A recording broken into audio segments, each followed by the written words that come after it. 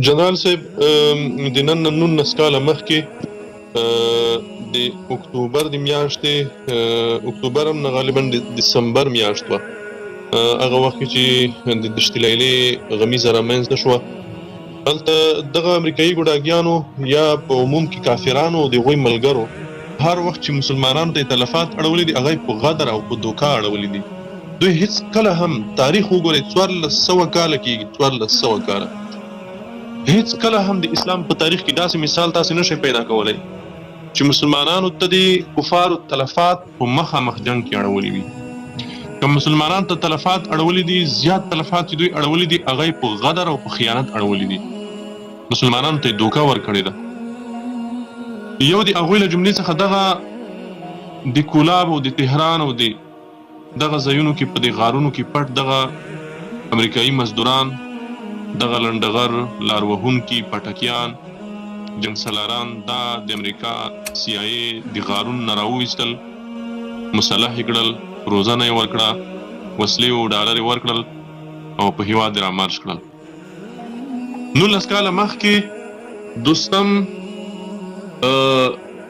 ملا فاضل اخوند او ملا خیرخوا اخوند او ملا نوري صاحب او دا نور څومره ملګري دي دوی چې و دا ټول یې ونیول، په غدر یې ونیول، په دوکه یې ونیول، د دوی سره غداري وکوله، دوکه یې ورسره وکوله، امریکایانو ته یې تسلیم کړل او په ډېر وحشت یې زرګونه مجاهدین هلته په شهادت ورسول. په داسې حال کې په شهادت ورسول چې د دوی نه په غدارۍ او په دوکه وسلې واخیستې او هغې نه وروسته یې بیا شهیدان کړل. په جنګ کې نه دي شهیدان کړي دي، جنګ په ډګر یې نه دي شهیدان کړي. نن هماغه دوستم امریکایي ګوډاګیانو سترګې د ملخانو په څیر دي، د ملخ سترګې هم داسې وي. نن هماغه امریکایي ګوډاګیان هماغه دوستم روان دی د ملا فاضل اخوند حفظه الله او د نور ملګرو سره مخامخ مذاکراتو په میز کینی. کاش چې د امریکایي ګوډاګیانو شرم لرلی، کاش چې دوی احساس لرلی. هغه سړی چې د هغې نه تا ژوند اخیستی و، هغه سړی چې تا په انګریزانو خرڅ کړو، هغه سړی چې تا د ده سره دوکه او غداري وکوله، نن د هماغه سړي سره ټیټې سترګې مسکو ته روان یې او هغې سره په مذاکراتو میز کینې. بل لوري ته انس حقاني حفظه الله دا رحمت نبیل دته په خپل لاس ډېر شکنجې ورکړي دي، خپل لاس. خو نن هماغه رحمت نبیل روان د مسکو ته د انس حقاني سره مخامخ په میز ناست وي.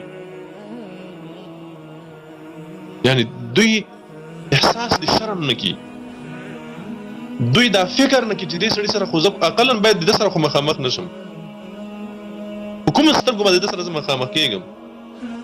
نه خو ما ژوند اخیستو، دته خو ما د ژوند حق نه ورکولو، دوی خو ما شکنجه کړی ده، خو بیا هم نن د مذاکراتو په میز ورسره کینی او په داسې حال کې کینی د مذاکراتو میز ته په داسې حال کې راځي چې امریکایانو غوږ در تاو کړی ده او بې ادبي معاف لکه د هغه په دې والا نور نوم به یې زه نه اخلم، داسې کشي کړي یې روان کړي یې او تاسې یوه یادونه مخکې وکوله چې ټکسۍ کې روان دي، په ټکسۍ کې به روان وي. هغه د سفر هغه دولتي پروتوکول هم د دوی دپاره نشته، کرایه هم که ځان سره نه وي وړی دا به بله بدبختي شي. دا ولې دا ګورئ دغه حالت سره دوی مخامخ کېږي، داسې د دوی د نورو شپو ورځو انتظار هم وکوئ، د دې نه د بدو شپو انتظار د دوی وکوي. ځکه تاریخ وګورئ، د نړۍ ملتونه وګورئ، په نړۍ کې د شمال نه تر جنوبه، د شرق نه تر غربه پورې ټولو هېوادونو کې نظر واچوئ، قومونه وګورئ، هغه که هر قوم ده چا چې د پردیو فوزونو سره د خپل هېواد د خپلې خاورې په ضد ملا تړلې هغه الله دغسې شرمولی دي. په تېر تاریخ کې شاه شجاع د موږ داسې په هېواد کې یو بدنامه څېره ده، بدنام نوم ده، د کرمل نوم څوک په عزت نه اخلي. نجیب ته موږ تاسې ګاو کلمه استعمالوو، نجیب ته یو وحشي قاتل وایو.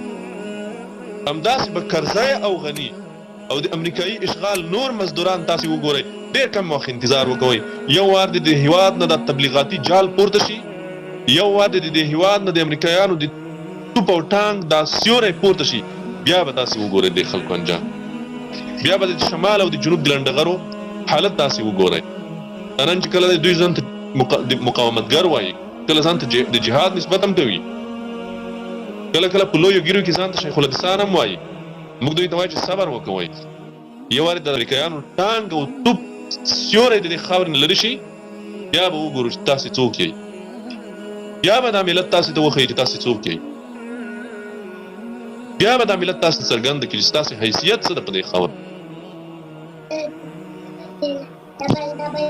بالکل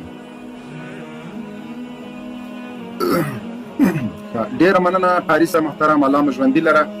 د همدغه سره ورو ورو مخکې ځو، ملګري ورونه راخلو. ملګرو که د لایف خپرونې لینک چا سره نه وي، لینک به په صفحې باندې اچولی ده، تاسو کولی شئ د همغه طریق نه راشئ لایف کې ګډون وکړئ.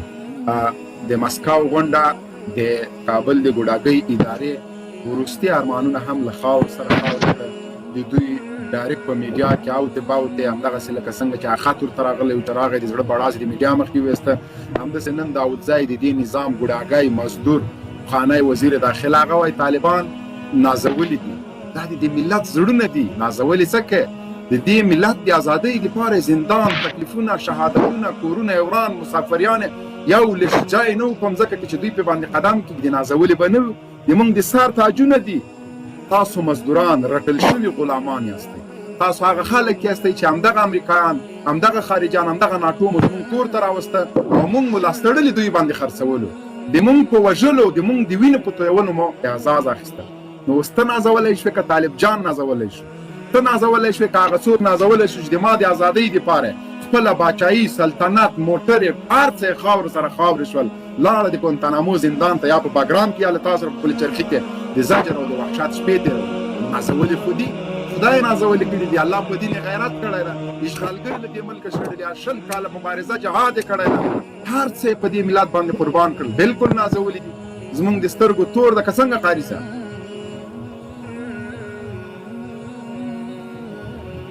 زاهد افغان صاحب بالکل مبین صاحب دا واقعیت دی. طالب چې امتیاز لري او د طالب سره په څنګ کې دا ملت ولاړ ده، دا ملت امتیاز لري. دا دلته د خلکو د کفارو د هغوی د ملګرو په خلاف مقاومت کړی ده، 20 کاله قرباني ورکړې ده.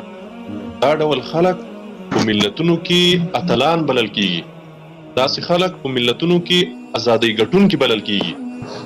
دا خو نن امریکایي ګوډاګیان دي، امریکایان راغلي دلته د هیواد خاوره اشغال، فضا اشغال، د هیواد اصطلاحات اشغال، د هیواد سیاسي ادبیات اشغال، د هیواد میډیا مطبوعات اشغال، هر څه د انګریز په لاس کې دي، د اشغالګرو په لاس کې دي، د هغوی د بې شرمه ګوډاګیانو په لاس کې دي.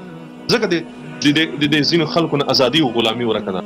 دغه د اشغال ټغر د ټول شي، بیا به خلکو ته پته ولګېږي، بیا به اتل هم معلوم شي، بوتل به معلوم شي، غلام به معلوم شي، آزاد به معلوم شي.